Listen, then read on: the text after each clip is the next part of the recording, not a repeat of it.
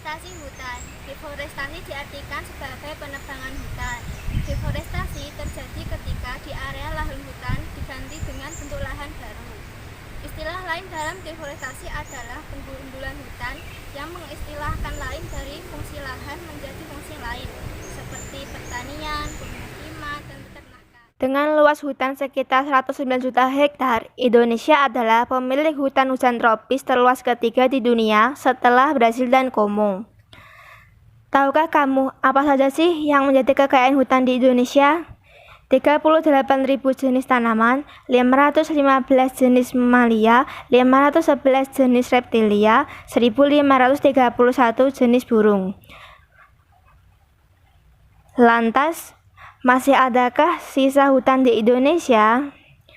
Sejak tahun 1970, penggundulan hutan mulai marak di Indonesia.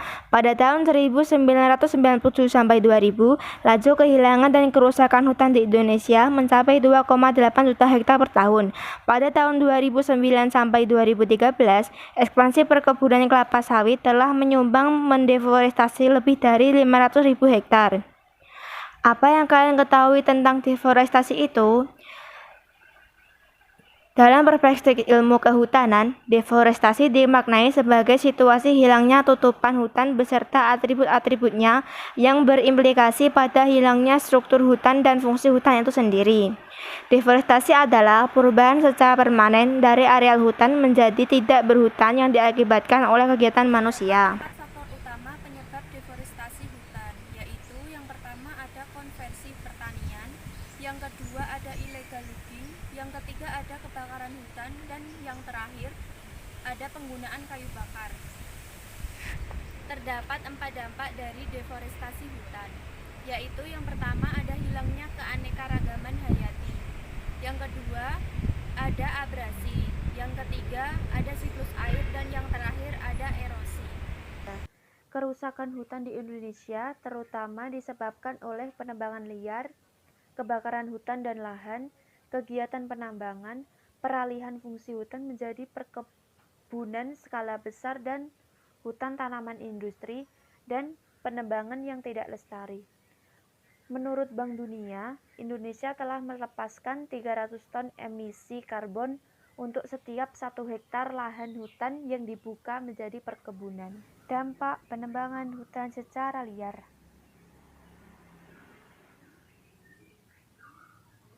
Indonesia memiliki hutan yang sangat luas. Berbagai makhluk hidup ada di hutan Indonesia, yang berisi bermacam-macam binatang dan tumbuhan. Tapi sekarang ini hutan di Indonesia semakin sempit karena adanya kebakaran hutan, bencana alam, dan penebangan hutan secara liar. Penebangan hutan secara liar menjadi salah satu penyebab hutan di Indonesia semakin sempit. Penebangan hutan ini dilakukan untuk mengubah hutan menjadi perkantoran, pemukiman, pabrik, ataupun pusat perbelanjaan.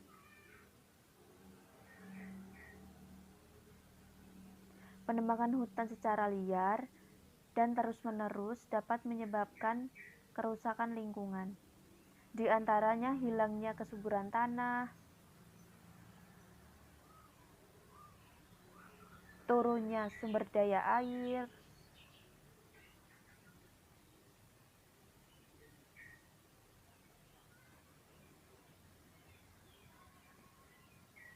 menyebabkan pemanasan global,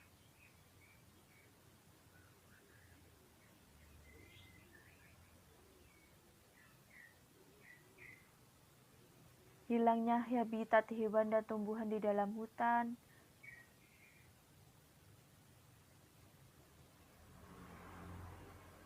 dan menyebabkan bencana alam seperti banjir dan tanah longsor.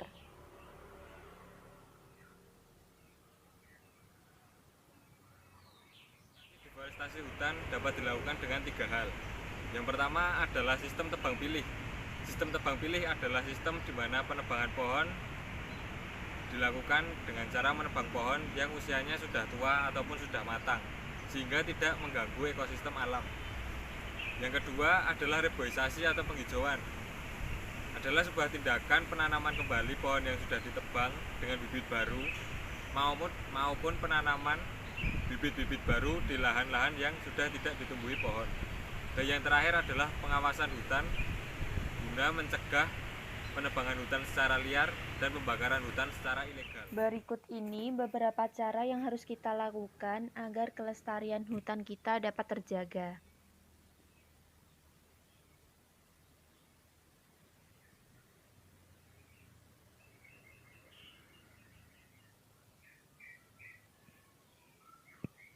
Yang pertama, menerapkan sistem tebang pilih atau menebang pohon yang sudah tidak produktif.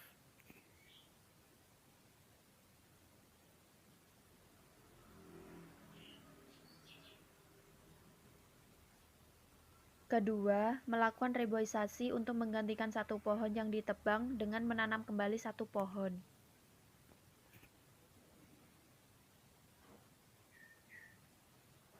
Ketiga, menggunakan hasil hutan secara bijaksana dan tidak berlebihan.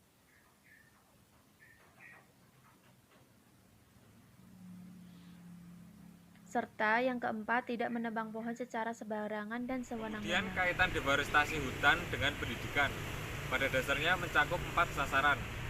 Yang pertama adalah membina keselarasan hubungan antara manusia dengan alam itu sendiri. Yang kedua, melestarikan sumber daya alam agar dapat dimanfaatkan oleh generasi mendatang. Yang ketiga adalah membimbing manusia dari yang awalnya perusak alam menjadi pencinta alam. Dan yang terakhir adalah mencegah kemerosotan mutu lingkungan sehingga dapat meningkatkan kualitas hidup manusia.